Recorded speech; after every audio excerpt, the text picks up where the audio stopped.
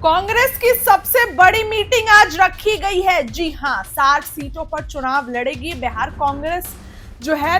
अब ऐसे में तेजस्वी तो इस मीटिंग में नहीं शामिल होंगे क्योंकि कांग्रेस की मीटिंग है। तो बड़ी खबर आपको सबसे पहले बताएं कि आज कांग्रेस की बड़ी मीटिंग रखी गई है। आगामी बिहार विधानसभा चुनाव की तैयारियों में कांग्रेस पार्टी जोर शोर से जुटी हुई है। महागठबंधन में कांग्रेस को चुनाव लड़ना है। 2020 में पार्टी महागठबंधन में 70 सीटों पर लड़ी थी, लेकिन क्या हुआ, 19 सीटें कांग्रेस जीत के लाई, 19 सीटें ही जीत पाई। पार्टी की इच्छा इस बार भी 70 या उससे अधिक सीटों पर लड़ने की थी, लेकिन तेजस्वी यादव ने 60 सीटें देकर कह दिया कि आप इतने के ही लायक हैं, आप इतना ही डिजर्व करते हैं। इसके बाद आपको बताएं कि कांग्रेस की आज स्क्रीनिंग कमेटी की मीटिंग है, जिसमें टिकट पर तो ऐलान हो ही गया है। 60 सीटों पर 7 प्रत्याशी फाइनल किए जाएंगे। कौन कौन से प्रत्याशी किस किस सीट पर चुनाव लड़ेंगे। देखिए, मैंने आपको खबर बताया था कि कांग्रेस जो है वो इस बार स्ट्राइक रेट पे ज्यादा फोकस कर रहा है। जहां कांग्रेस का स्ट्राइक रेट ज्यादा है, वहां पर कांग्रेस चाह रही है कि मैं चुनाव लड़ूं, वहां पर अपने प्रत्याशी को कांग्रेस उतारना चाह रही है।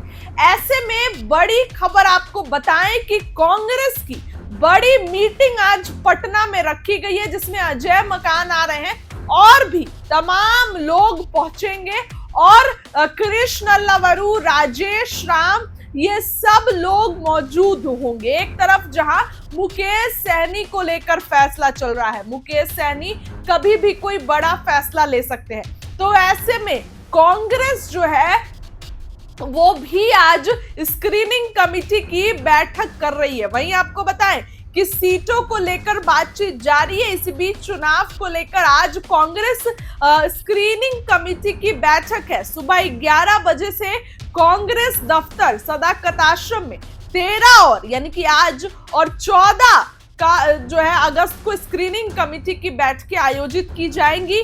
बैठकों में विभिन्न जिलों के संभावित प्रत्याशियों के साथ राजनीतिक परिस्थितियों पर भी चर्चा होगी।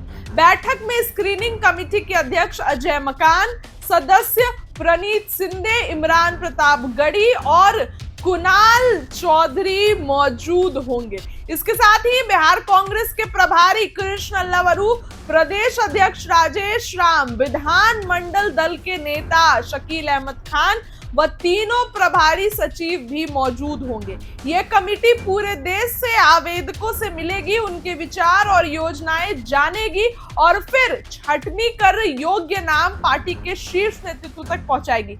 मतलब आप अगर कहीं जाते हैं तो जॉब इंटरव्यू होता है ना, बस वही सेम प्रोसेस कांग्रेस करने जा रही है। कई प्रत्याशियों से मिलेगी, कई लोगों से मिलेगी और उसके बाद सीटों को लेकर आपसी चर्चा होगी, सीटों को लेकर बात विमर्श होगा और उसके बाद जो है वो कांग्रेस इन सभी सीटों पर तैयारी हो जाएगी। कांग्रेस इन सभी सीटों पर जो है वो अपने प्रत्याशियों को उतारेगी। अगर जो लोग हैं उसमें से योग्य नजर आ रहे हैं कि ये जो है वो चुनाव लड़ सकता है, सीटों पर उतार सकते हैं इसको, तो ऐसे में कांग्रेस वो जो नाम है वो शीर्ष नेतृत्व तक पहुंचाएगी। बताएं आपको कि प्रभारी सचिव सुनील पासी और देवेंद्र यादव पश्चिम चंपारण, पूर्वी चंपारण, वैशाली, मुजफ्फरपुर, सीतामढ़ी, शिवहर, गोपालगंज, सिवान, सारण, मधुबनी, दरभंगा, समस्तीपुर, नालंदा, पटना नगर, पटना ग्रामीण के एवं 2 भोजपुर, बक्सर, रोहतास, कैमूर और गया जिलों से आए संभावित प्रत्याशियों से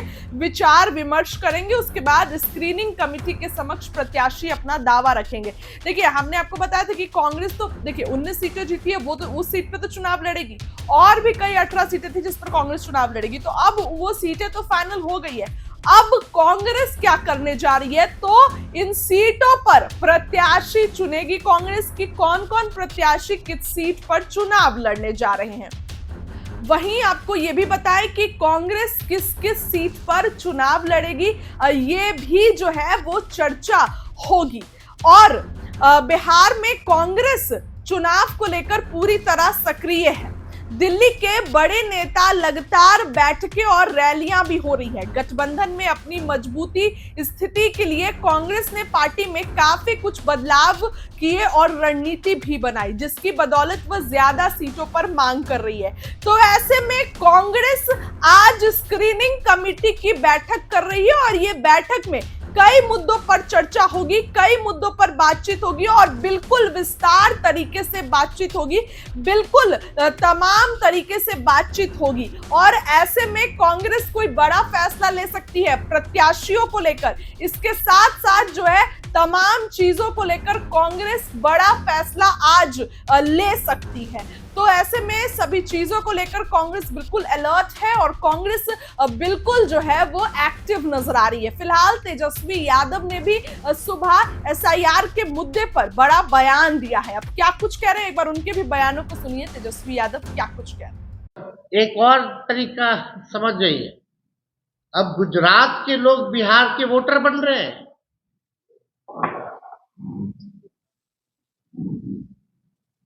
जो भाजपा के प्रभारी है भीखू भाई, वो पटना के वोटर बन गए हैं। ठीक है, उन्होंने आखिरी वोट जो है गुजरात में दिया था 2024 में, लेकिन वो पटना के भी वोटर बने हुए हैं। नाम उन्होंने कटवा लिया गुजरात में, वो ठीक है, लेकिन आप समझिए कि 5 साल हुआ नहीं कि आप जगह बदल बदल के वोट दे रहे हैं। तो भीखू भाई जो है प्रभारी है भाजपा के, अब वो पटना के वोटर बन गए। अब पता नहीं पटना बिहार का चुनाव खत्म होगा तो फिर नाम कटवा करके कहाँ का बन जाएंगे, ये तो वही बता पाएंगे। लेकिन इन लोगों का षड्यंत्र जो है आप सब लोगों को समझना पड़ेगा कि किस हिसाब से भाजपा के लोग जो है बड़े पैमाने पे जो है बेईमानी इलेक्शन कमीशन के साथ मिलकर के ये लोग कर रहे हैं। अब जो बीजेपी के नेत्री हैं बहुत बड़ी मुजफ्फरपुर की, जो संभावित प्रत्याशी भी है और मेयर है मुजफ्फरपुर की, इनके पास 2 ईपीआईसी नंबर है। पहला REM 1251917। एक और तरीका समझ जाइए, अब गुजरात के लोग बिहार के वोटर बन रहे हैं।